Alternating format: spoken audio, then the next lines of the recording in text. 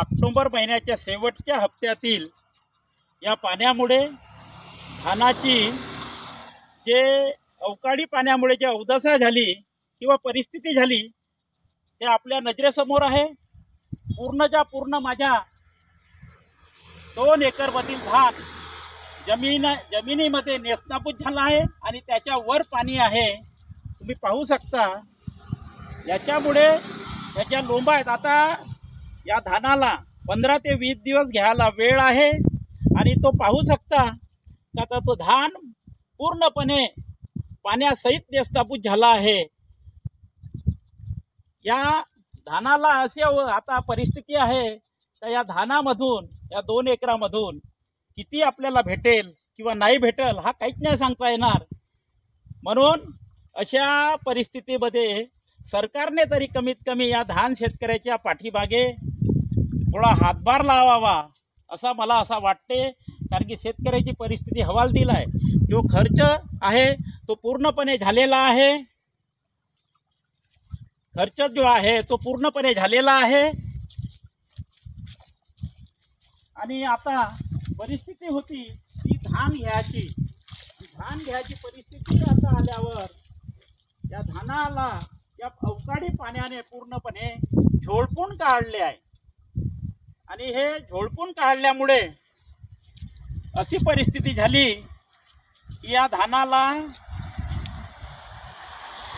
पूर्ण बांधीत पडल्यामुळे आता सडण्याची परिस्थिती निर्माण झाली आणि सडल्यामुळे पूर्ण जर सडला लोंबा जर त्याच्या सडल्या तर शेतकऱ्याच्या हातात काय राहणार आहे।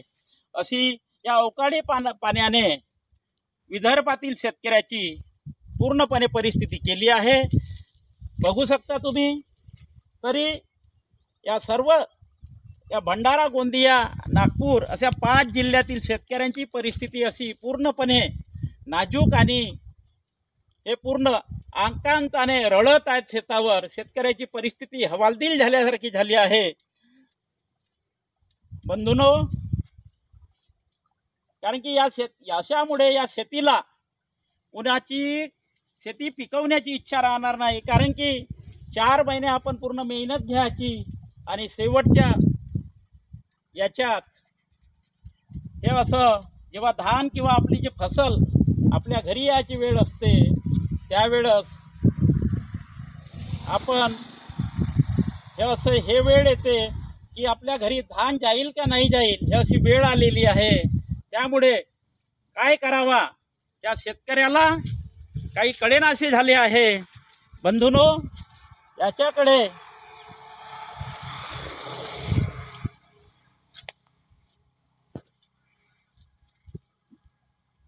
म्हणून कमीत कमी नाही तर सरकारने तरी या अशा परिस्थितीत शेतकऱ्याच्या पाठीमागे उभा राहावा। याच्या अगोदर पश्चिम महाराष्ट्रातील परिस्थिती झाली आणि आता पूर्व विदर्भातील शेतकऱ्यांची अशी परिस्थिती झालेली आहे। त्यामुळे सर्व बांधवांनी आपल्या धानातील पाणी काढण्याची क्रिया सुरू केली आहे, पण पाणी काढू नये असे घ्यायचे असा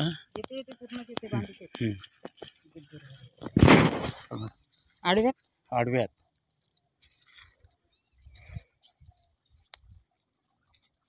शेतकरी चालू केली का?